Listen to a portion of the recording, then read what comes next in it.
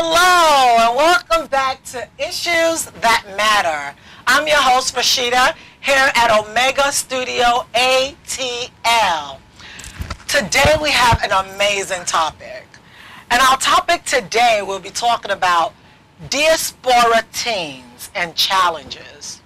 I have here with me two amazing, black and beautiful, ebony is what I call them, teenagers. One is a preteen and one is a teenager, okay? One is in middle school and another one is in high school. And I would love to introduce them to you so that they can tell you a little bit about their story. So our story today is Diaspora Teens and Challenges. All right, to my right here, I have Lauren Sule, who is my daughter, my first child actually. Lauren Sule, go ahead and introduce yourself. I already introduced you, sorry. My name is Lauren Sule. I'm 11 years old and I am in middle school. Okay, and to our further right is? Yes, my name is Desiree Jabba. I am 15 and I go to Peachtree Ridge High School. Go girls. Ladies, welcome to my studio. I'm so happy that you guys are here. So we're going to talk about what's going on in middle school and what's going on in high school, because we see that a lot of teenagers, especially our children from anywhere Africa, that's what I know, from Africa that are here, it just seems as if they go through more of a challenge than, I don't know, but I know that having Nigerian parents, going to school with Americans, having this American lifestyle, but when you get home, it's more of a Nigerian lifestyle. So I grew up in that kind of format. So I want them to be able to explain maybe what they say today may be able to help other teens out there and preteens out there. So I'm going to go first to Lauren, okay, because Lauren is in middle school. So we're going to go first to Lauren. Lauren, I want you to take me through your journey of middle school, because you just entered 6th grade. And I want to know, how's that been going for you? First, middle school is great, Okay. but it's more challenging than before because I was in private school. Okay. There is a lot more bullying than before. There's a lot more bullying? Mm-hmm. Okay. How are you handling that? It's going good. All you have to do is tell the administrator what's going on. You have to do what? Tell the administrator what's going on. Tell the administrator what's going on. Okay. Don't hold back. Does that make you into a teller, and do they make fun of you when you tell the administrator what's going on all the time? There's no telling, because it's like when you tell the administrator, right, they handle it like handle it. Okay, they handle it. Now, tell me, when you say you're being, like, they're bullying in school, have you been bullied, and what has been said to you, or how have you personally been bullied? Talk about my skin color. You're talking about your skin color? Mm-hmm.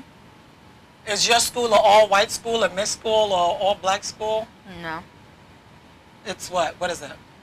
Everyone's like... It's mixed? Mm-hmm. So, who talks about your color? Mostly guys. I got nothing Guys. else better to say. Are they also black, or? Yeah.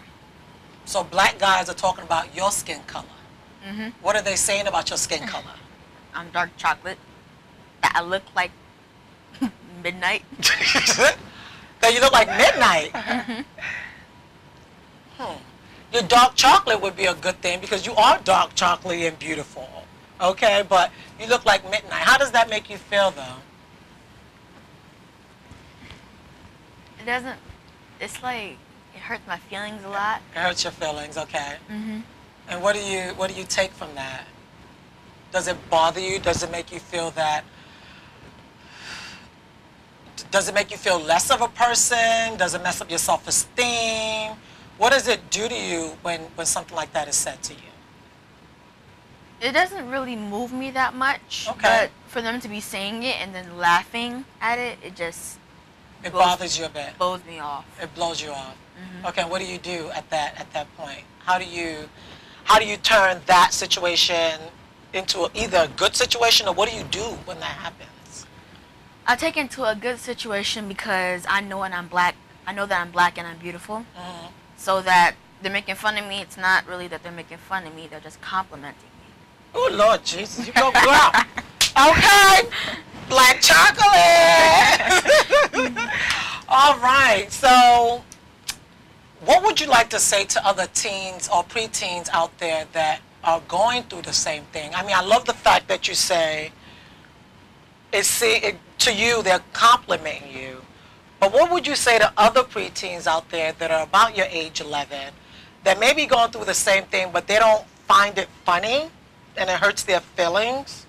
What would you say to them? Don't hold it back. Don't hold what back? The words. Don't hold the laughs and the words back. Just. You mean don't hold on to it? Mhm. Don't let it bother you?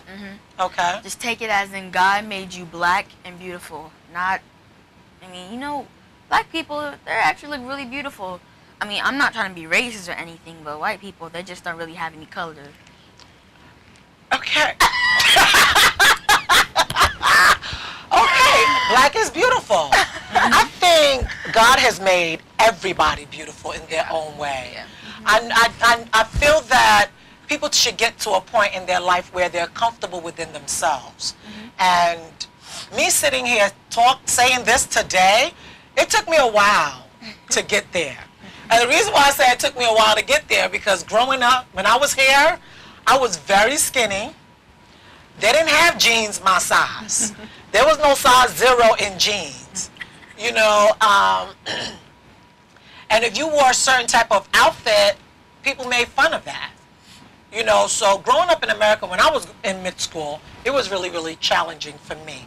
But looking back at it now, what I want, you know, you preteen or 11, 12, 13-year-old to take from it is that you're going to be growing every day.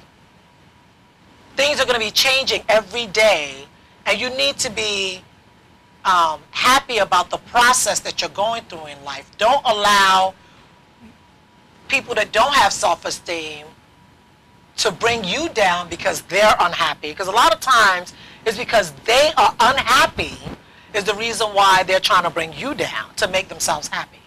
So another question that I have for you, Laura, before we go to Desiree, because my God, Desiree got some juicy stuff to tell us. But let's finish a little bit with Lauren. Lauren, what I wanted to ask you is, how easy is it to have Nigerian parents or to have African parents? How has that been a good thing or a challenging thing for you?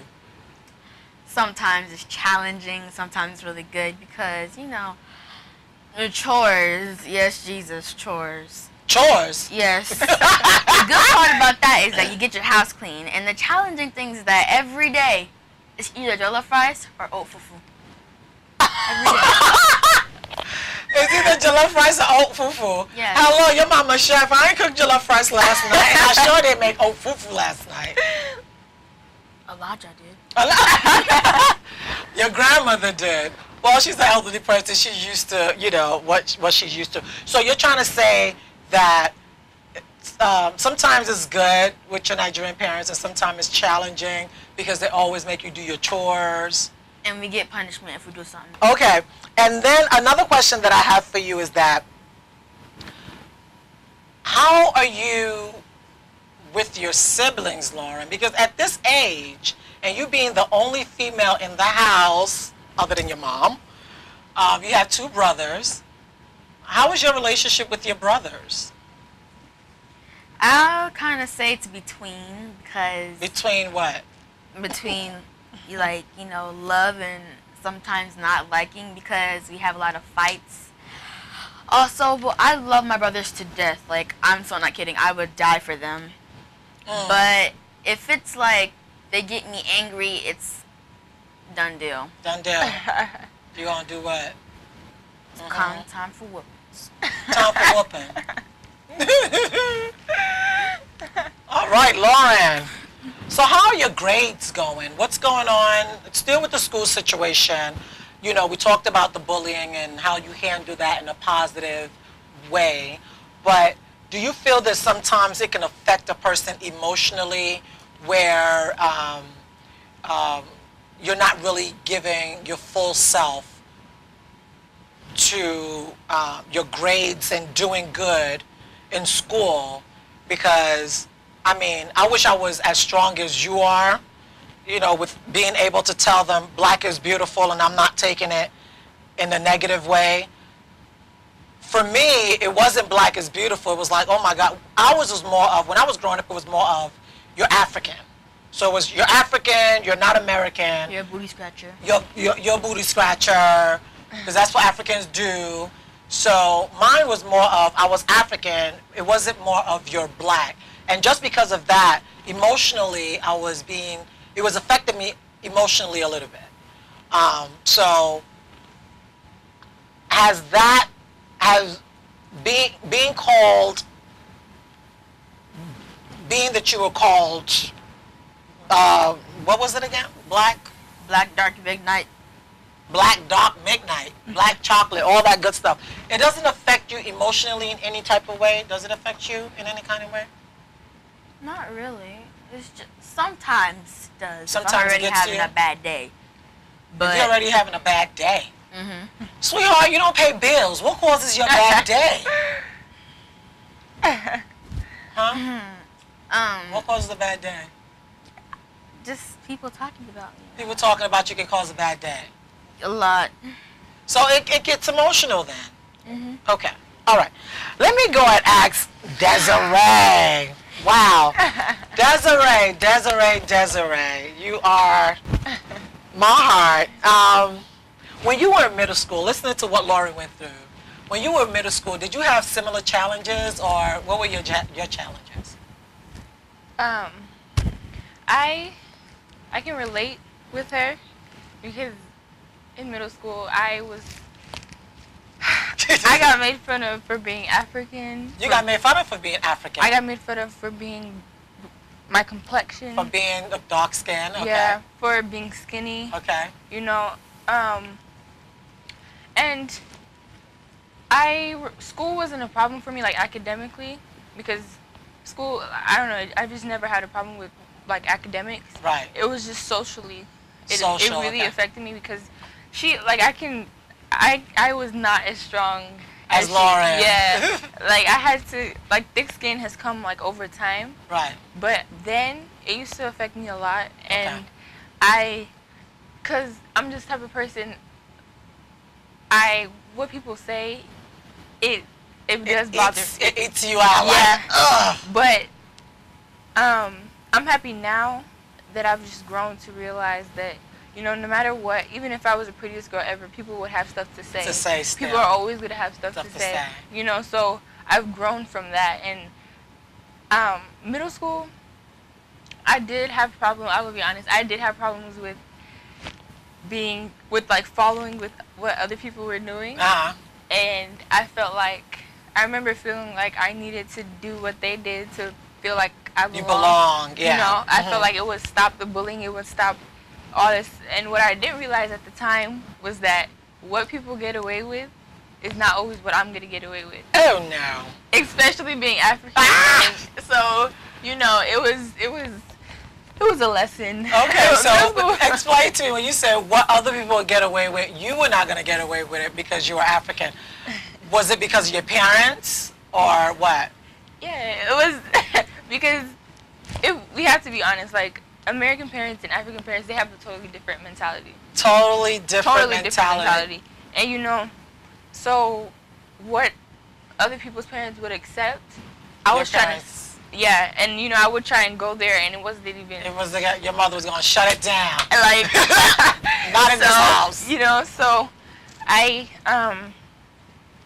it was hard. It was hard growing up. It was hard because I always wanted to rebel because I just wanted to fit in. You know, I wanted to. You rebelled against your parents. Yeah. You rebelled against your parents in order to be able to fit in with your friends. Yeah, and now I wish I hadn't, but you know, it is what it is. Like it was a struggle at the time, so I had to, you know. But I'm happy that now I realize that I don't ever have to change who I am Who you because are. of anybody or anything. So But okay, I guess because you're telling me about you were trying to rebel, because I remember when I tried to rebel and I knew exactly what happened. Now, your parents took you to Nigeria to visit your They said that you were going to visit your grandmother. Take me through that and what happened. Okay. My mother, it was about 2 years ago. It was about the middle of January, if I remember. She said that we were going to go see my uncle. Your uncle? Yeah, my uncle and my grandmother. And your grandmother, okay, your uncle and your grandmother. They were staying in the same house at the time. So, and I was down with it. I was like, okay, I remember seeing a lot of like school stuff, like books and stuff like that, but she told me that it was because we have a family friend that lives in Nigeria, and she has a daughter. So she told me it was for her. And, it wasn't the first time that she sent stuff to her, so I just, So I remember we had to get my passport and everything ready. So when we got to the airport and we were waiting for it to board the plane, I remember she was talking to a pastor, and they were praying together, and she was crying. And I kept asking her what was wrong or whatever, and she just was like, nothing. She brushed it off. So we rode on the plane. When we got there, we got to the airport in Nigeria. Yeah, we were waiting for my uncle to come pick us up, and we ended up waiting for like hours. So she asked me a question, and she was like, "What do you want to be when you grow up?"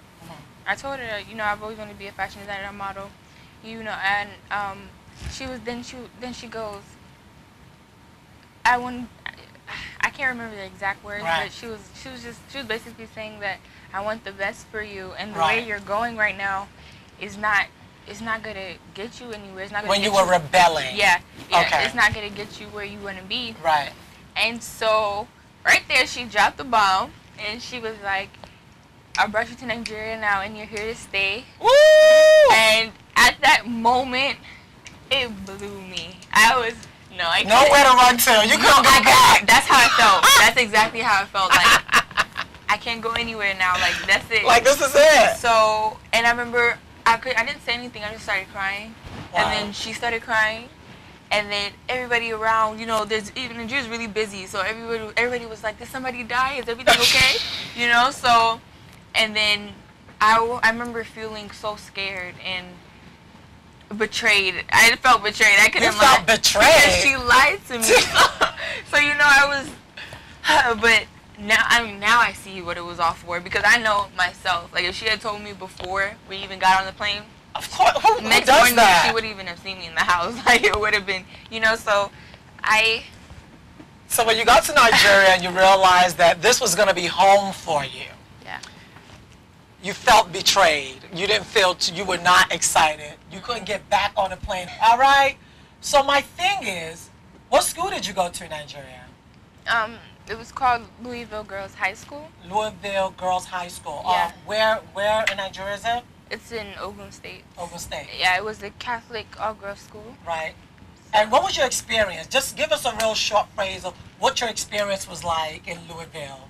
Because I went to St. Louis, and I know that Louisville is an extension of St. Louis. Yeah. And my experience was, it was good. So what was your experience in Louisville?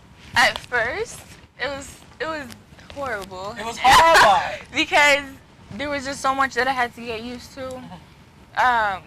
You want me to go into like the boarding school desk? What did you have to get used to? Okay. At first, the one thing that really irked me was that we had to bathe with like cold water. You bathe with? No, honey, we don't call it cold water. It's room temperature. No. Because it ain't cold. It's to room me, temperature. it was cold because I'm used to taking like hot steaming showers, and I get here shower. And I have to. So that no more steaming showers. No more steaming showers. So I had to get used to the food. To the food. What were you guys eating a lot of? A lot of jollof fries. Oh, wow. Yeah, it wasn't that bad. After I got used to everything.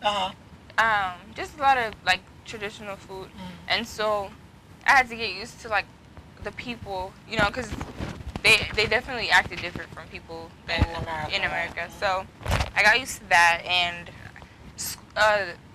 school, like the academic aspect, they had 15 subjects in that school, and I was coming from a place that there were only 4. 4 subjects and 15 subjects. Yeah, so that too was. It kept you busy. It kept, definitely. So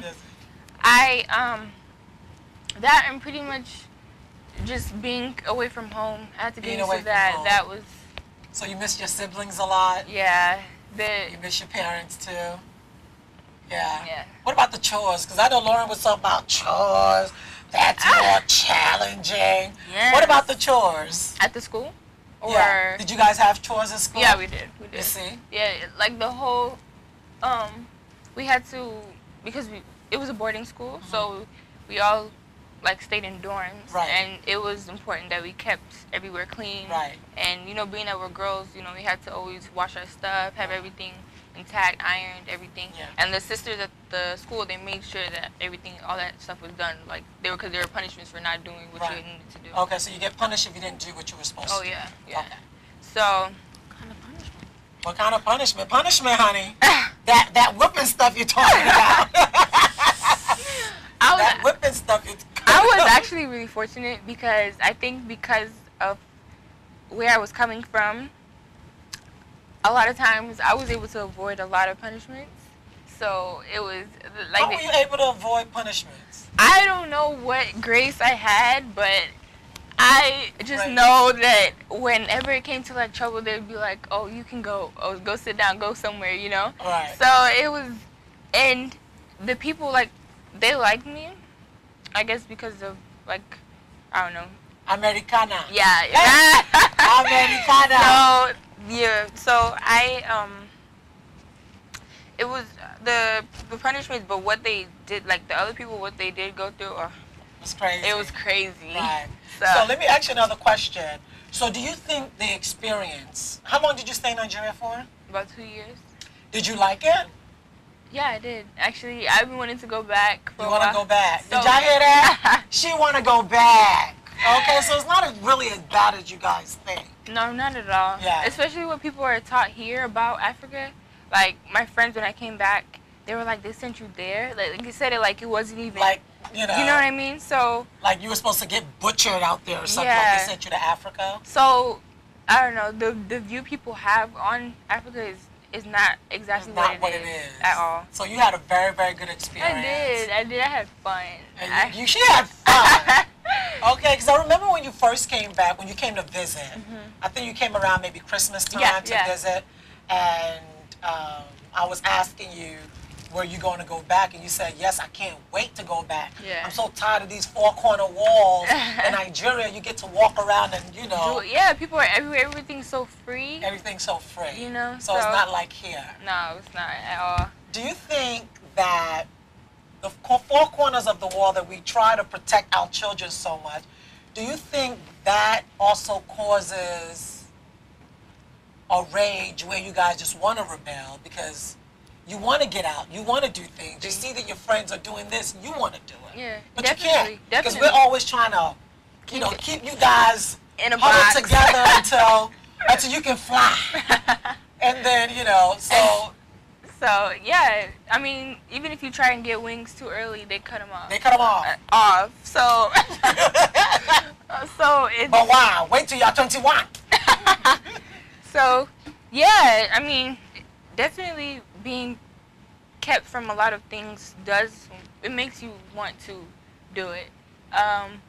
And it all takes a level of maturity to see why you can do it, right. so that you can like conform to what you're being told to do. Okay. And I personally, it took me a while to get to that point. To transition. Because I just wasn't having it. I was like, I don't see why you needed to be here. So, but I mean, now I see what the lesson was that I was supposed to be learning, and I definitely have seen the difference between the two. And I'm happy that I did get the experience because, a lot of people don't know, like, they don't, how do I explain it? They don't get to that point where it's like, this is what you have to do. like just see like, cause I saw life out there. Like I You saw saw how life. like how people live, the suffering and everything. Cause there is like what people see, like there is like suffering and stuff in Africa, but it made me appreciate life that I had out here. Exactly. You know what I mean? So it made me see that like all the stuff I used to do, wasting of food and all that stuff, like not taking care of your stuff and everything. It made me see that like people don't have it like you do. You know? So it gives you that mentality that a lot of people don't see like out here. So do you feel that going to Nigeria made you a better person, made you a more confident person? Definitely more confident. Definitely more confident. Yes. Okay. Where did that confidence come from? I think because being that I was like new there, and I didn't have a superstar. Yeah. Ooh, Lord, I remember that. So I couldn't like, and my mom, she wasn't there all the time, so I couldn't. I didn't have anybody to like depend on all the time, you know, because we were living there. Like it was me. I had to do everything. You had to grow up real quick. Real quick. So that that definitely was part of it. And then okay. So the thing is, what would be your advice to other, and I talk a lot about Nigerian because I am Nigerian. I mean, you can't take that away from me. The experience that Desiree is talking about, I did experience it. My parents did the same thing. My mom took me to Nigeria. I thought I was just going to visit my grandma. Ended up getting, you are a trip right now. Ended up getting there, and when I finally did see my grandma, I had no idea that Ado Ekiti was about 4 hours away from Lagos. So when I finally did see my grandmother, my mom stayed with us for about a week before she disappeared. And I found myself alone. I found that, but alone in the sense that the person that we came from America together is gone. Yeah. And I'm here by myself with my grandma and my cousins. I got to meet cousins. Yeah. And then I went to school. I went to St. Louis. They treated me like a superstar. They always called me Americana. Yeah, me too. You know, so I felt like, I didn't feel like, you know, when I was in America and they said, oh, you African booty scratcher, it was more of, they uplifted me. They turned me into this. That was, you know, and I just had to conform myself into that. Like, yeah. I am. This is it. Yeah. You know, and I had rich friends. I had friends that weren't too rich. Yeah. I had friends that didn't have much. And me personally wanted to take everybody in and be a blessing to everybody. But what I learned a lot of is I matured quickly. I learned how to wash clothes. Yes. Girl, because you know everything go in the washing machine. But in Nigeria, you better hand washing. I used to take the whole Omo, put inside the thing, and wonder why everything was just, you know, foaming. And then I learned how to fetch water. Oh my gosh. I learned how to fetch water. So many things that I learned. But I do pray that one day the schools in Nigeria would get to a place where that type of training are still in schools, and parents can send their children feeling okay to let them be and let them grow and let them have wings, and the wings may not, you know, very well. It may not flop too well in the beginning, but eventually it'll get there.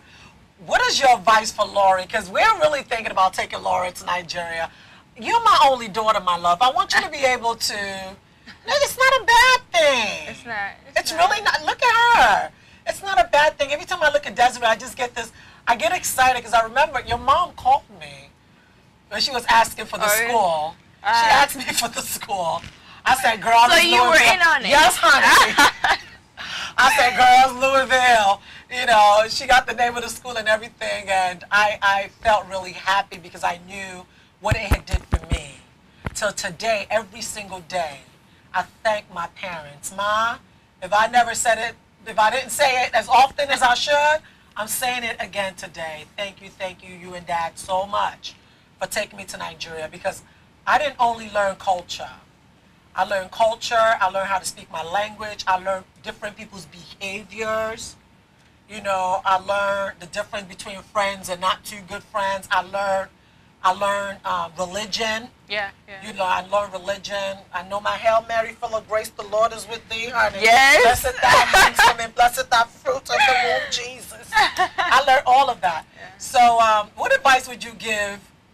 Do you think it's okay and safe to send? So, definitely. I know that at times Get ready. I was so scared. You were Like, I scared. felt like something would happen to me. Cause, Right. I mean, before, because I'd only gone to Nigeria to visit. I've never lived there, and I knew my mom wasn't there, and I was by myself in the school. So, you know, I was really scared. But, like, now I see, like, as long as you, I mean, there's no reason to be scared. That's the thing. Like, God will definitely take care of you. Gotta take care of you. And definitely guide you and everything. You just have to make sure that you know why you're there, and you stay focused on that. And you stay focused. Did you hear that? Know why you're there and stay focused. We don't just take you and ship you off. The reason why we want you to be able to visit, parents, if maybe some summers you can actually take your children to visit Nigeria, let them know where they come from.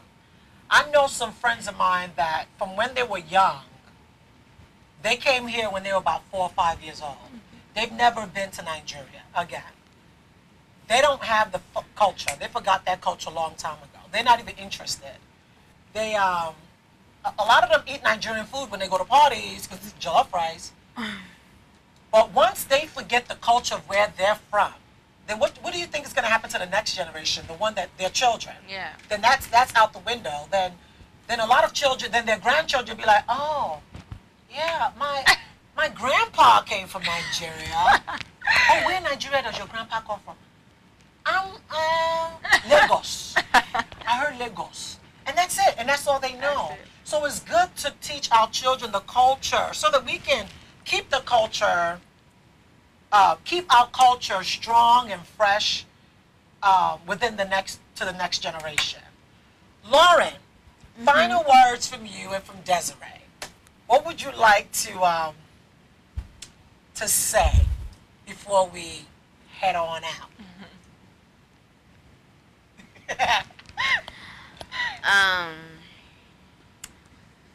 I might take into consideration of going to Nigeria. Consideration? Because it's her choice. Yes, it's my Consideration? choice. What are you considering? All right. I beg, what are you saying? Leave that there. Consideration. I want to tell people my age and your age that everything you're going through now, it definitely does end. It won't last forever. You know, you eventually graduate from middle school, you graduate from high school, you go live your life. And don't be in a rush to grow up. To grow up? Oh my God. That was good. Because life, like, there's plenty of time to do everything that you want to do. Yeah. And, you know, I remember someone telling me that it doesn't matter where you are today, it matters where you're going. Where you're going. So definitely always keep that in mind. And if you do end up, if you're African and you do end up going to Nigeria, just don't focus on, oh, they left me here and now I have to, you know, focus on the good things. Just have fun, be free, because nothing will happen to you. You'll be fine. You know, it's all going to be a great experience. You know, you'll learn so much, and you might hate it now, but you'll thank your parents later, definitely. Yeah, because Desiree wants to go back. She is So bad. afraid. Mom, if you're watching this, just go book my ticket. So yeah. Thank you guys so much for joining us again on Issues That Matter. I truly appreciate you for watching us weekly. Once again, my daughter Lauren and I call her my niece because me and her mom are very, very good friends, Desiree. I really do appreciate you guys for coming on the show to share your experience of what's going on in middle school and what's going on in high school. So parents, you know, don't be afraid to install culture in your children. they're going to need it when they're growing up. They're going to need it for their daily upkeep. They're going to need it for their own generation and generations to come. So embrace where we're from. I know right now a lot of things are going on in Africa, but Africans in the diaspora can make situations different for their upcoming generations. Thank you once again for watching Issues That Matter. We truly appreciate you. We'll see you next week. Okay? Bye.